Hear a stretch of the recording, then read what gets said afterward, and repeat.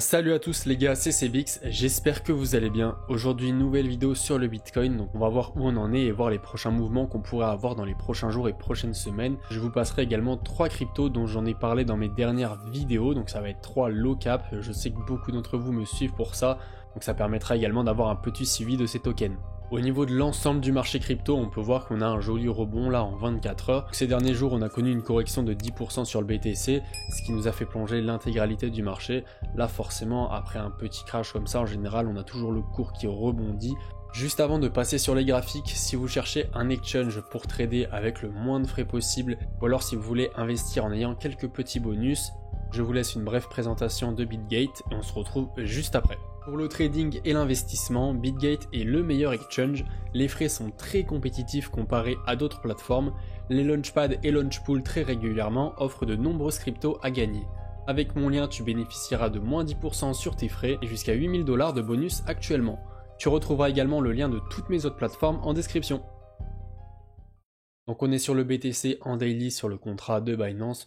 Vous pouvez voir qu'on a toujours notre magnifique tendance haussière. En réalité, ça fait quand même pas mal de temps qu'on n'a pas eu de grosses corrections comme ça. On avait de très légères corrections dans nos mouvements, mais c'était quelque chose qui n'était vraiment pas assez pour liquider toutes les personnes qui pariaient en longue.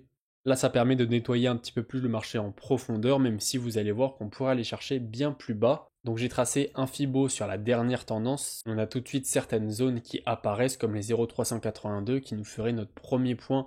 On pourrait aller les chercher pour rebondir dessus, donc ça serait assez pertinent. Ça nous ferait une correction de moins 16%. Après un pump aussi puissant, c'est quelque chose de pas déconnant.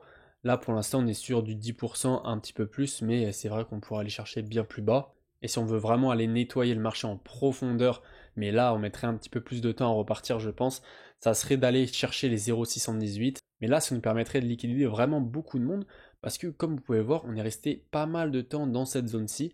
Donc forcément il y a pas mal d'ordres qui sont créés ici. Et quand on va aller chercher tout ça à la baisse, ça risque d'être assez violent niveau liquidation. Et vous allez voir que beaucoup de personnes qui étaient en longue vont perdre de l'argent. Un autre indicateur assez intéressant, donc les MA 20, 50, 100 et 200, nous donnent certaines targets sur lesquelles on pourrait se reposer. Donc tout d'abord la MA 20, on peut voir qu'elle a déjà supporté le prix du Bitcoin pas mal de fois dans les derniers jours. Donc juste ici le 15 novembre, on s'était appuyé dessus pour rebondir assez puissamment. Là, la même chose ici quelques jours plus tard. Si en tant qu'investisseur, vous avez quelques regrets, si à votre avis vous avez toujours pas assez investi, vous avez encore pas mal d'argent à poser, c'est pas déconnant d'investir un petit peu sur ce repli. Bien évidemment, toute proportion gardée, ça vous permettra d'alléger un petit peu votre sac et de pas FOMO si on repart directement à la hausse. Maintenant, c'est pas déconnant si on va chercher le MA50, ça nous permettrait également de rebondir sur les 0,382. Donc là, on aurait plusieurs confluences. En plus de ça, un petit peu plus haut, je ne l'ai pas noté, mais on a un gap CME. Donc si on revient aussi bas, ça nous permettrait également de le combler. Donc sur du court terme, voici les différents scénarios. Bitcoin qui commencerait à entamer un petit range juste ici et qui suivrait globalement cette EMA 20.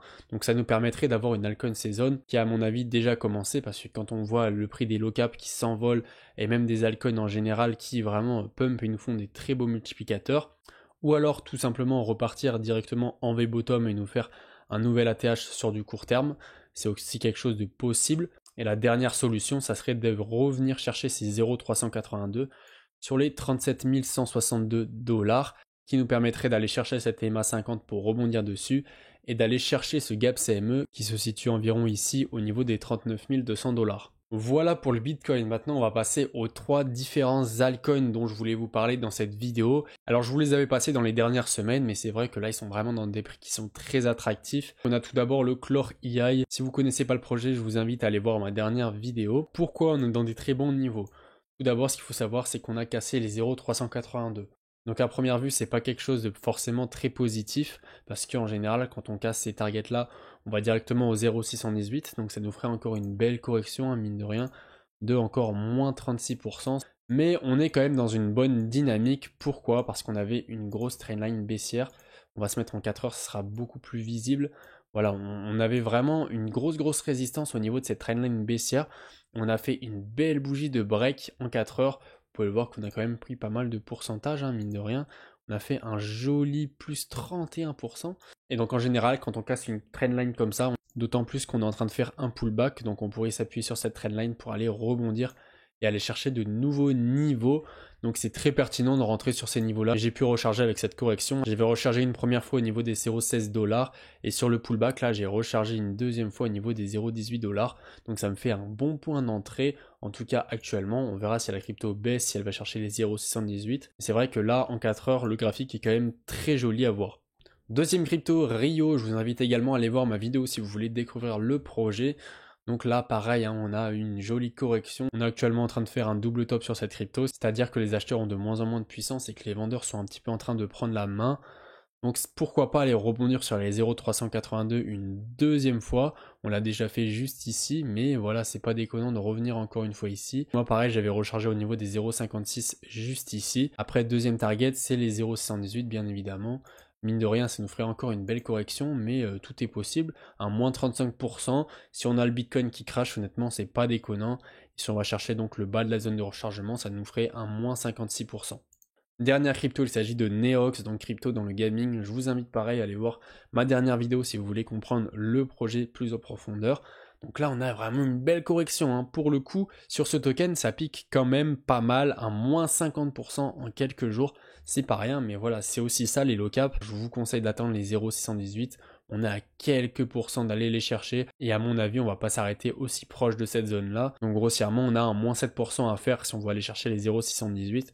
Et pour le bas de notre zone de rechargement, on a encore un moins 32% pour y aller. Moi, à titre personnel, je ne vais pas recharger sur cette crypto si on revient dans ces niveaux-là, parce que j'ai quand même un joli bag, hein, faut pas se le cacher, par rapport à mes autres low cap, donc il faudrait pas que je sois surévalué au niveau de cette crypto-là. Par contre, vraiment, si on veut bien rechercher les 0,786, bien évidemment, je reprendrai un petit bag. Voilà les gars, c'est la fin de cette vidéo, j'espère qu'elle vous aura plu, j'espère que mon analyse vous aura plu.